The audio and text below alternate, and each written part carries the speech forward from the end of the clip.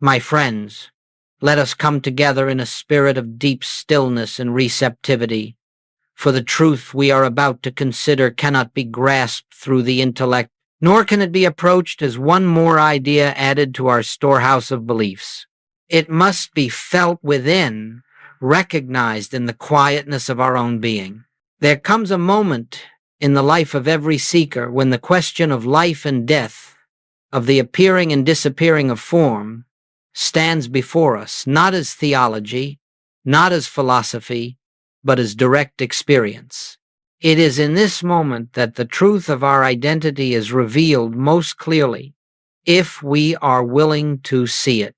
We have, for centuries, regarded death as an enemy, as a dark and terrible event that closes the door upon all that we have known. Yet this fear has been born only of one mistake: the belief that life is in the body, that the body is the self, and that the dissolution of the physical form is the dissolution of our being. This, my friends, is the great misunderstanding. The body is not the life. Consciousness is the life. The I that I am is the life eternal. And when we begin to perceive this, even faintly, the fear of death begins to lose its power over us. In the final months of my earthly life, there was no battle with death, no desperate attempt to hold the body together, no appeal to an external God to preserve a form that was never the seat of identity. Instead, there was only the quiet recognition that the life which animates, sustains, and maintains itself as this awareness has no beginning and no ending. What appears as birth, what appears as death, these are movements within consciousness, but they do not touch the one who witnesses them. And so, as we enter this subject today, let us not approach it as though we were studying the end of something. We are studying the revelation of something. We are studying the moment in which the personal sense of life falls away and the presence that has always been there, the I that is God, itself expressing as individual consciousness, shines forth in its purity. We are studying the truth that stands behind the veil of appearances. Let your heart be at ease. We are not here to contemplate loss, but to recognize gain. We are not here to mourn the frailty of the form, but to witness the eternality of the formless. And as we proceed, let us hold this one simple truth before us: no one has ever died. Forms have come and gone, bodies have appeared and disappeared, but the invisible presence, the I that is God, remains untouched, unchanged, eternally expressing itself as the life you are. When we see this clearly, the great fear dissolves, and it is in this dissolving that true freedom begins. My friends, let us look gently and honestly at this matter of fear, for fear is not conquered by force, nor is it dissolved by effort. Fear is dispelled only by light, by the recognition of what is eternally true. And nowhere is fear more deeply rooted in human consciousness than in the belief that life can be taken from us, that existence can be threatened, and that identity can come to an end. It is very important that we do not condemn ourselves for this fear. Even the most sincere spiritual seeker may find that when the sense world presses upon him with its testimony of pain, decline, or danger, an instinctive tightening arises. This is not a moral failing, nor is it proof that we have been unfaithful to truth. It is simply the residue of centuries of conditioning human belief, accepted as reality long before we had awakened to the nature of our true being. The universal fear of death is not personal. It is not your fear or my fear. It is the collective fear of a world that has identified itself with the body, this temporary form, this garment of flesh, and has forgotten the invisible life that animates it. When we speak of death, we are really speaking of the belief that life is in matter, dependent upon matter, and vulnerable because matter is subject to change. Let us understand this clearly. Fear persists only where we still believe we are separate from the source of life. Fear lies only in the conviction that we are self-contained, isolated beings struggling to preserve our existence. But the very moment we glimpse even faintly that the life we are living is not personal life but God life, not human existence but divine expression, that fear begins to lose its footing. Many spiritual seekers wonder, why, after all my study, all my meditation, all my spiritual practice, does fear still arise when the body is threatened? The answer is simple. The surface mind has accepted the truth, but it has not yet permeated the deeper levels of conditioning. We may intellectually declare, I am eternal, yet still reflexively behave as though the body were our life. These two layers must become one.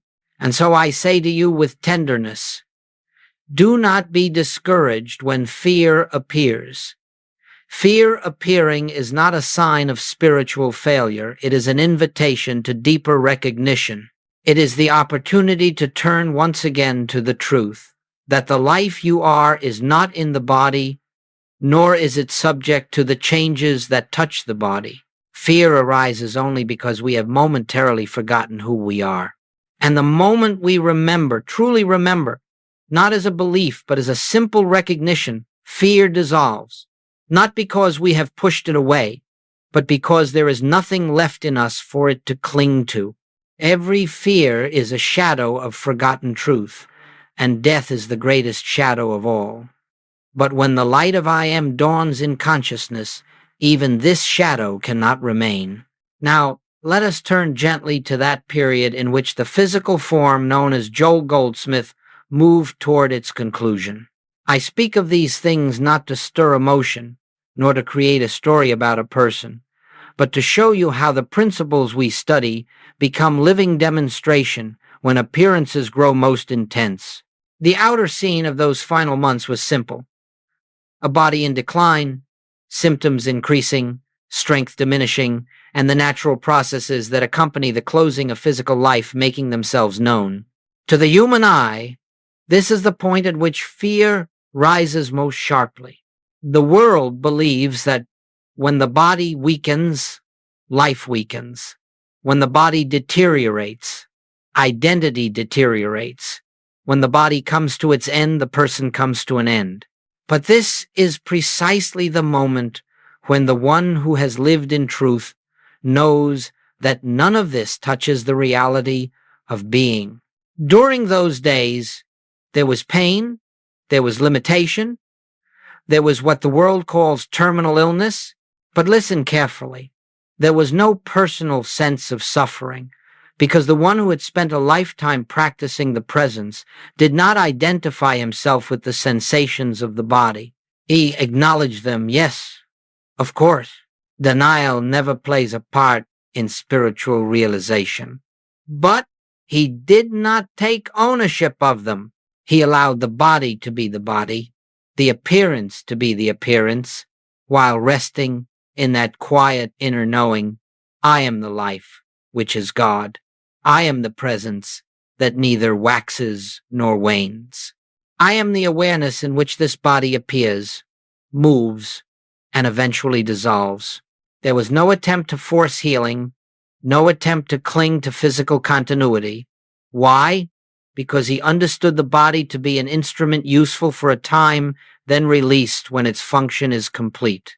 There is no tragedy in this, any more than there is tragedy in setting aside a garment that has become worn. The garment serves its purpose and is laid aside, but the one who wore it continues unchanged. And so the atmosphere around him in those days was one of quietness. Not darkness, not fear, not dread, quietness. A deep stillness that arises when the battle with appearances has ended, when consciousness no longer tries to control, improve, or preserve form, but simply beholds. Those who were near him reported no sense of struggle, no frantic searching for remedies, no pleading for intervention. There was only a soft resting in the presence that had guided his entire journey. That resting was not resignation, let us be clear. Resignation is a gesture of defeat. This was recognition that the life which lived as Joel Goldsmith was never born into a body and could not be removed by the departure of a body. Recognition that the I which spoke through him from the beginning was the same I that existed before Abraham was, the same I that is the life of every individual who hears these words now. It is important to see the outer scene only as context, not as truth. The truth was in the stillness, in the non-reaction, in the peaceful abiding. The truth was in the refusal to accept the body's condition as a statement about identity, and in this way, even the final days of the physical form became a teaching not in words, but in demonstration. This is the opportunity every one of us has, not merely at the end of life, but every time the body or circumstances bear witness to change. The appearance is never the truth. The truth stands behind it as the silent, eternal presence that is our very being. Now, my friends, let us look more deeply at what was taking place within during those final months. For this is where the real teaching lies. The outer appearance of a declining body is of no great significance. Bodies come and go, and they have done so since time began. What matters is the state of consciousness from which we meet these appearances. This is the entire secret of spiritual life, the recognition of the I that is eternal, even as the forms through which it expresses rise and fall in their appointed season. The inner practice in those days was the same practice that had been lived for decades. No new technique was introduced, no special meditation for the dying, no urgent prayer for deliverance. For truth does not change with circumstances. Truth is the same whether we are walking through a garden or lying upon a sickbed. And so the practice was simply this: resting in the awareness of I am. I am the presence that has no beginning and no ending. I am the life that is self-sustained and self-complete. I am the light that cannot be dimmed by shadows of material belief. I am the only identity anyone has ever had. In that recognition, there is no need to resist sensations, no need to argue with the body's condition, no need to attempt to shape appearances by thought. The mind grows very quiet, for it is no longer trying to control life. It is simply resting in life itself. This resting is not passivity. It is the highest form of activity, though it appears outwardly as stillness. It is the activity of divine awareness flowing without obstruction. It is the activity of truth dissolving the belief in a personal self. It is the activity of light revealing that there is no darkness except the shadow cast by ignorance. During those days, there would be times when the body expressed discomfort, yet there was no inward tightening, no sense of this is happening to me. There was only the recognition. This too is an appearance in consciousness. It is not the truth of my being. And in that non-identification, suffering could not take root. Sensation may arise in the body, but suffering requires a me to suffer, and that me had long since been seen as an illusion. This is the heart of the inner practice, allowing everything to be as it is on the plane of appearance, while resting firmly in the knowing of what is true on the plane of reality. The spiritual student does not attempt to heal appearances. The spiritual student awakens to the truth behind appearances, and the truth is always this: the I that you are does not enter the body at birth, nor does it leave the body at death. The I that you are is the witnessing presence, not the form witnessed. The I that you are is the life that lives itself, untouched by decay, untouched by endings, untouched by change. To rest in this recognition is to walk in the freedom of the sons of God. And it is this recognition, this silent, effortless recognition, that carried the transition peacefully, naturally, and without fear. For when one abides in I am, there is no death to face, only a gentle releasing of the temporary form through which this infinite presence once expressed. This is not something reserved for a few. It is the natural heritage of every individual who turns within and acknowledges, I live, yet not I, but the Christ. This I am is the life that lives me. Let us go deeper now into this word immortality, for it is a term so often misunderstood.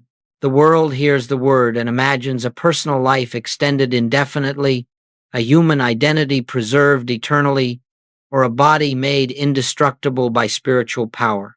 But, my friends, none of this is what immortality means in the life of the spirit. What is immortal is not the personality.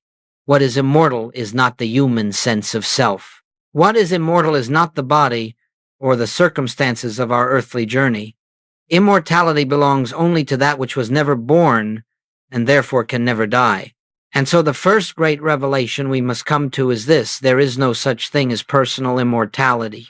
The person, as the world knows it, the name, the form, the accumulated history, has no continuity in spirit.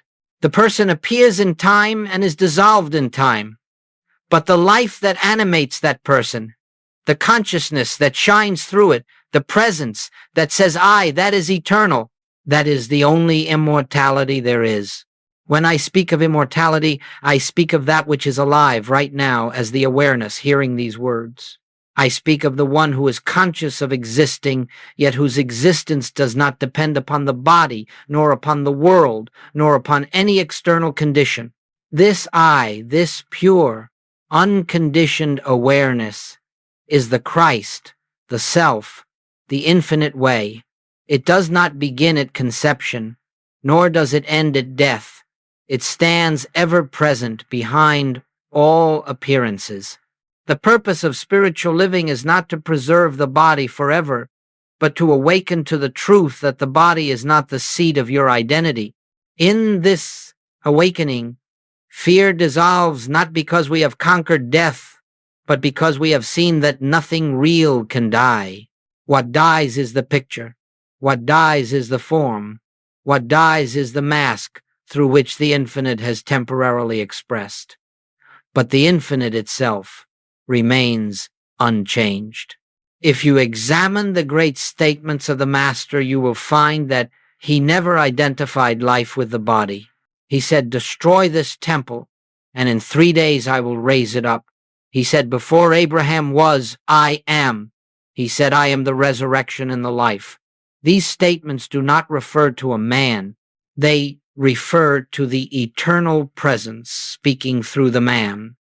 The I am is the immortality of every individual. This is why, in those final days, there was no sense of loss, no anticipation of ending, no clinging to the form. There was only the recognition that the I which had lived the entire span of the human experience was the same I that lived before that experience began and would continue after that experience concluded. Immortality, then, is not something to be attained. It is not a reward. It is not a future state. Immortality is the present reality of your being. It is the truth that is already here, already complete, already expressing itself as the consciousness that is aware in this moment. You do not become immortal. You awaken to the immortality that has always been yours. The more clearly this truth is realized, the more gently we move through life, for all fear of loss is rooted in the belief that what we are can be diminished. And once that belief dissolves, a great peace arises, an unshakable peace, a peace not dependent upon circumstance. This is the immortality Joel Goldsmith revealed, not in theory, but in living demonstration. And it is this immortality that you too will feel the moment you turn within and recognize, I am the life eternal, appearing now as this individual expression, yet untouched by all that changes on the surface of experience. As we move further into this sacred subject, let us turn our attention away from the outer picture of declining physical form and consider the inner experience, for the outer appearance of a dissolving body tells us nothing about the life that is living itself. Truth reveals itself not in what the senses behold, but in the awareness with which we meet the senses' report. And so, in those final months, the essential activity was not of the body, nor of the mind, but of consciousness resting in its own eternal nature. There were moments when the body spoke loudly, moments of discomfort, moments of fatigue, moments in which the natural processes of physical dissolution made themselves known. Yet even in these moments, there was no inner disturbance, for the one beholding these sensations was not identified with them. That is the great key. Sensations arose in the body, but there was no me in them. They appeared, they passed, and they had no power to create suffering because there was no personal self claiming them. This inner state was not produced through effort. It was not a discipline imposed upon the mind. It was the natural fruit of decades spent in the quiet recognition that I can of mine own self do nothing, and that the life which animates us is God, appearing as individual being. When one has lived from this recognition long enough, identity shifts, the personal sense of self dissolves little by little, and in its place arises the awareness of I am the universal identity expressing as the individual. It is this shift that made possible the profound peace present in those final days. There was no internal conversation of why is this happening or how can I change this, for those questions belong only to the mind that believes itself separate. Instead, there was a simple and natural abiding. The body is doing what bodies do, but I am not the body. I am the life that witnesses the body. Some have imagined that spiritual mastery means the body should always respond instantly to truth, or that the physical form should be immune to decline. But this is a misunderstanding rooted in the belief that spirit exists to preserve matter. Spirit does not preserve matter. Spirit reveals itself through matter for a season in its own perfect way. And when that season is complete, spirit continues without interruption, without loss, without change. This is what was unfolding within. The inner experience was quiet, not dramatic, not filled with visions or heavenly signs. There were no triumphal declarations, no ecstatic revelations, just a deep, unbroken awareness of presence. A simple knowing, I am, I always have been, I always will be. The form may fade, but I do not. This simplicity is what many seekers overlook. They expect the spiritual path to culminate in great supernatural display, but true realization is not supernatural. It is utterly natural. So natural, in fact, that the world often misses it. It comes with no fireworks, only the gentle disappearance of fear, the quiet dissolution of resistance, the soft abiding in what has always been present. And so, as the body declined, the consciousness behind the form grew clearer, more transparent, more free. There was no clinging, because there was nothing to cling to. There was no fear, because there was no belief in separation from life. There was no sorrow, because what could be lost? The form? Yes. But the self? Never. This is what Goldsmith experienced internally. A deep continuity of being, unbroken by the appearance of bodily change. And you, too, may taste this same continuity, not by imitating an attitude, but by recognizing the truth that the I which lives you now is the same I that lived him, the same I that lives all. The body passes, but I am remains. Now, my friends, let us gently turn from the appearance of one man's transition and consider what this demonstration reveals about your own life, your own consciousness, your own journey on this path. For the significance of those final days lies not in the story of Joel Goldsmith, but in the light they shed upon the truth of your being. Every event in the life of a spiritual teacher holds meaning only to the degree that it awakens recognition within you. And so we ask, what does this reveal about the life you are living now? First, it reveals that the fear of death, the deepest fear known to humanity, is not dissolved by changing circumstances, but by changing identity. You do not overcome fear by adjusting the conditions of your human experience. You overcome fear only by recognizing that the one who seems to fear is not the one you truly are. When identity shifts from the personal self to the I am, fear naturally dissolves, because the I am cannot be threatened. Second, his passing shows us that your security has never depended on the body. Your safety, your continuity, your very existence do not rest upon the strength of your physical form. The body may be healthy or ill, young or old, vigorous or frail, but the life that animates it remains untouched. When you recognize this, truly recognize it, you begin to meet life's challenges with a calmness the world cannot understand. You begin to live from a place of stability that is not conditioned by the senses. Third, you discover that nothing in your experience is as serious as you once believed. When you look at your life from the perspective of eternal being, the troubles that once seemed overwhelming lose their weight. Financial pressures, relationship tensions, bodily discomforts, these remain the appearances they always were, but the sense of me that struggles with them begins to fade. You learn to let things arise and pass without being shaken, because you are centered in the awareness that beholds them. Fourth, you are shown that spiritual realization is practical. It is not something reserved for moments of meditation or spiritual ecstasy. It is not something to be attained in the final days of life. It is to be lived now in the midst of your daily responsibilities, your everyday interactions, your ordinary challenges. Every moment is an opportunity to rest in the truth that the life you are is not the life of the body, not the life of the personality, but the life of God expressing as individual being. Fifth, you learn that the transition called death is not a dramatic event. It is not a rupture in consciousness. It is not a moment of terror or sudden awakening.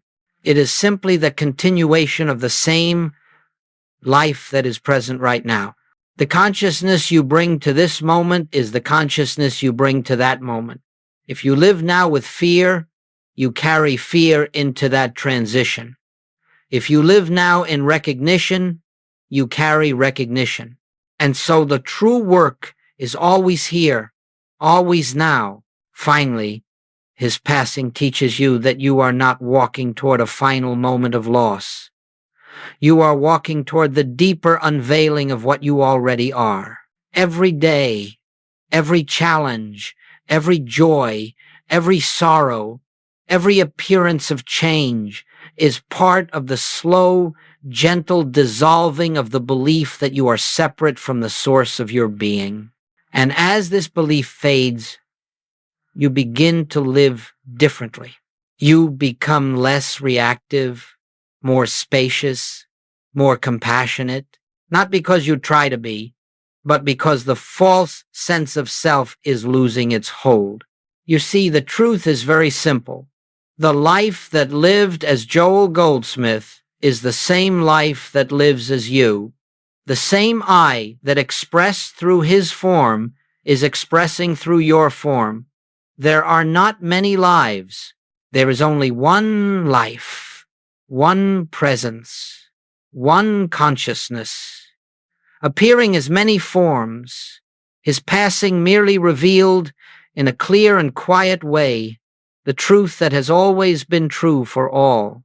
And when you recognize this, your own life begins to change, not because you adopt new beliefs, but because you awaken to the reality that has been present from the beginning. My friends, having contemplated the nature of immortality and the quiet clarity that accompanied those final days, let us now turn to the practical dimension of this teaching. For truth, to be truth, must be lived. It must permeate our daily experience. It must become the atmosphere through which we meet every appearance, whether joyful or challenging. And so the question arises, how do we approach our own mortality in the same spirit of peace and recognition? How do we prepare not for death, but for the continual unveiling of life? The first and most essential practice is the practice of silence without agenda. Sit quietly each day, even for only a few minutes, without asking, without desiring, without seeking to change any condition. Simply rest in the awareness that I am here. This silence allows the mind to sink beneath the turbulence of thought and touch the deep stillness in which the presence reveals itself. Not because we call it forth, but because it is already here. This simple resting begins to loosen the belief that life is something we must manage or protect. Second, begin to see the body with new eyes. The body is not to be despised, nor feared, nor clung to. It is the instrument through which life expresses in this dimension for a season. You care for it naturally, the way one tends to a garden or maintains a home. But you do so without identifying with it. The body may change, but the eye that witnesses the change is unchanging. As you gently, repeatedly see the body as an appearance in consciousness rather than the container of consciousness, you begin to feel an inner freedom that no condition can shake.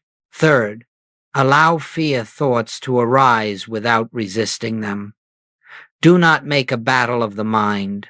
When fear appears, simply acknowledge, this, too, is a universal belief appearing in my awareness. Do not claim it as yours. Do not struggle with it.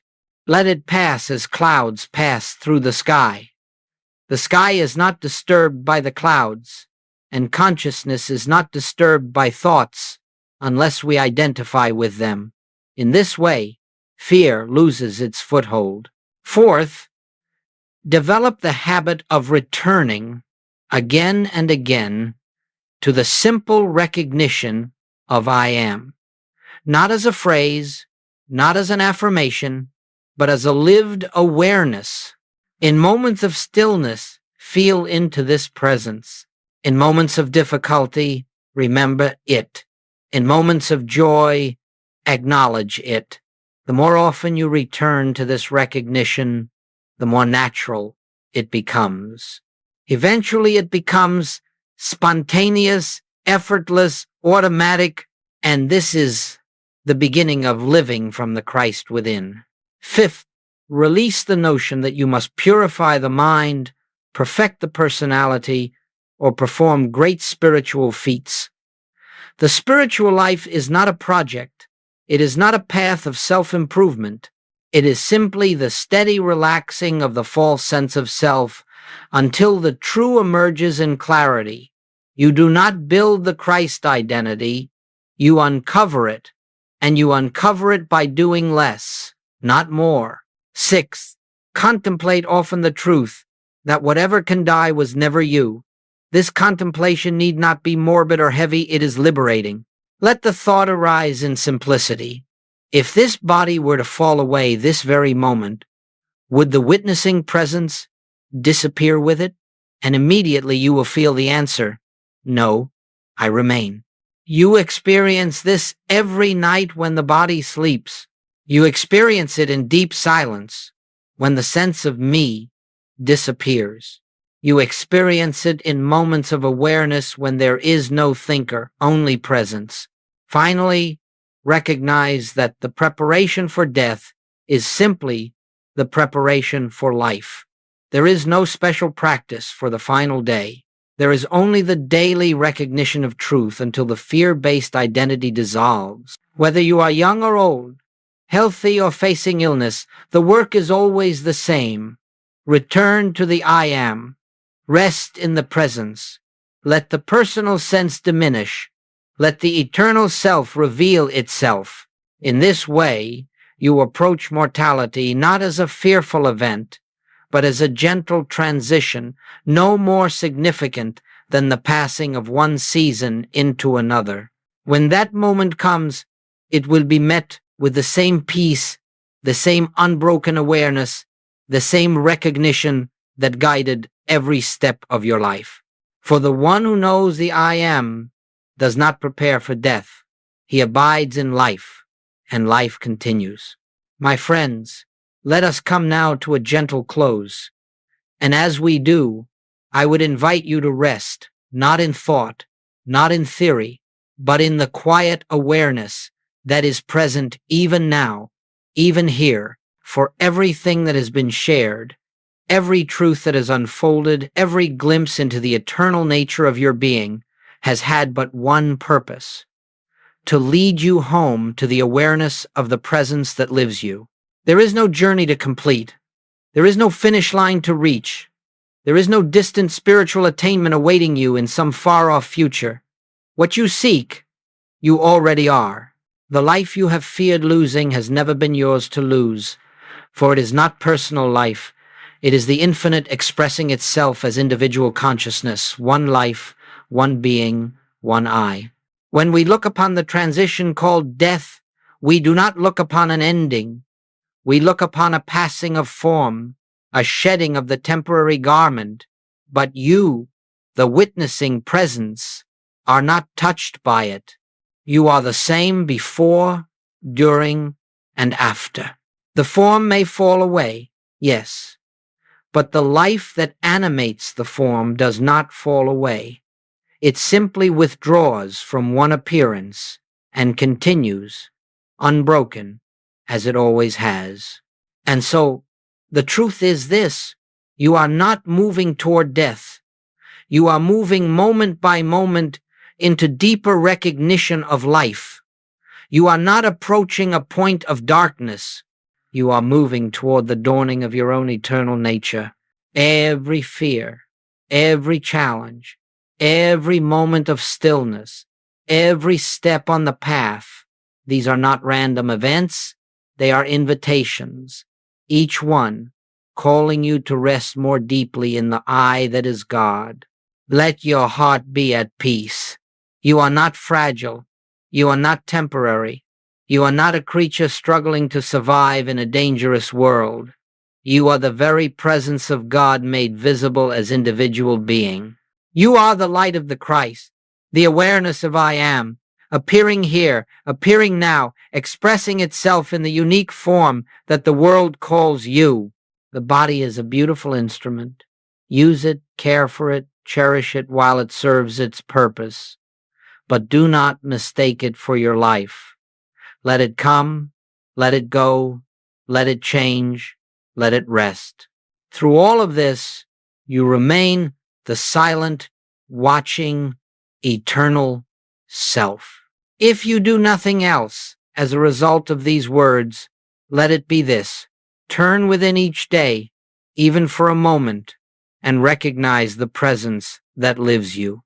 Let that recognition become your refuge, your strength, your peace. For in that recognition lies the end of fear, the end of struggle, the end of the belief in separation. In that recognition lies your freedom. And when the time comes for this form to be released, it will not be a moment of terror. It will be a moment of surrender into the very life that has carried you from the beginning. You will recognize it not as the end, but as the continuation of what has always been. The presence that lives you now will live you then. The I that is aware now will be aware then. The life that you are will simply flow into a new expression. Rest, then, in the assurance that nothing real can be lost, nothing eternal can be threatened, And you are eternal. I am is your name. I am is your identity. I am is your immortality. And in that I am, we are one.